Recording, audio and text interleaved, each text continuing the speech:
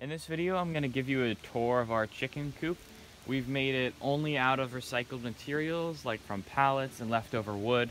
Really, the only money and materials we've spent on it is drywall screws. We're getting this chicken coop ready for the chicks to move out into the backyard, and we're adding some modifications to it. And first of all, we need to add a perch here at the front, just so they can perch up there and then we can see them all perching up there. It's just a nice little feature. Something new that we've added this year, it's a automatic watering system. So all the water that'll come off here, coming down the drip edge and go in here, and eventually we'll probably add some kind of gutter system that will also pipe the water in here.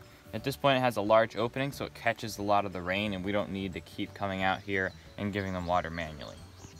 So the water will flow in here to one of these hen hydrators. So they'll see the water at the end of it, they'll peck it, and then they get the water. And any of the water that drops goes into this container here, which we can pull out, and then if it needs to, we can clean it out. But it also catches the water that spills, so they can also drink out of that. One of the problems with the hen hydrators is that they do waste a good amount of water, because whenever they peck it, some of it drops. So a container under there is going to help a lot. For the food, they'll perch up here, they'll turn around, they're pooping their own food. So you need something up here to keep them from perching, and a funnel will do the trick. The light is really important to have in the coop. Depending on what time of year it is, it's pretty warm out right now, but once it gets nighttime, it can cool off, and it's important they have some way to warm themselves up.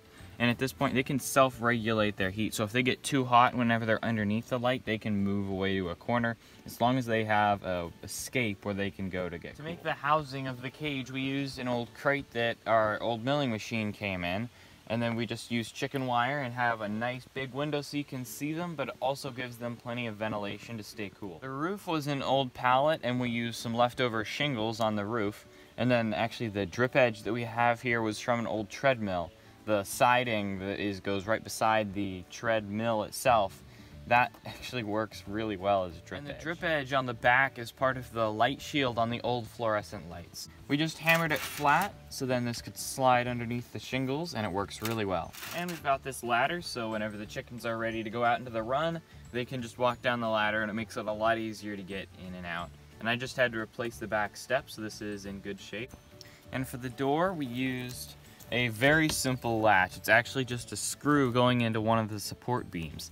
Now, this is actually a pretty important thing to do. If raccoon is super smart, they can figure out how to use a lot of different hinges and latches. So a screw, whenever it's closed, it's completely flat, and the only way to reopen it is with the correct tool. So if there's a latch where you have to pull up and open the door, a raccoon is going to be able to figure that out. So you need something that's going to be flat flush, they can't grab onto, and this screw works really well.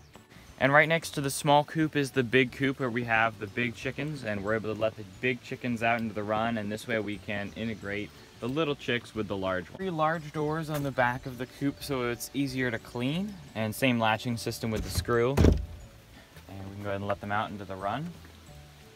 At the bottom we put dried grass and sawdust, and then we'll take the manure and put it in the garden, because it is really, really good. At the front of the coop we have the egg box with a large piece of slate on it, so that really weighs it down so animals can't get up and lift open this lid. And then we have individual bays here, some for water, food, and then for laying eggs. These 2 bays here are for eggs. This one here is for the food, and then this one's for water. And because it's the water, we have a heat light here just so it doesn't freeze. This is a much larger roof, so we collect all the water off of it into a large 55-gallon barrel, and then we can take the water from the spigot down there and we can water the garden.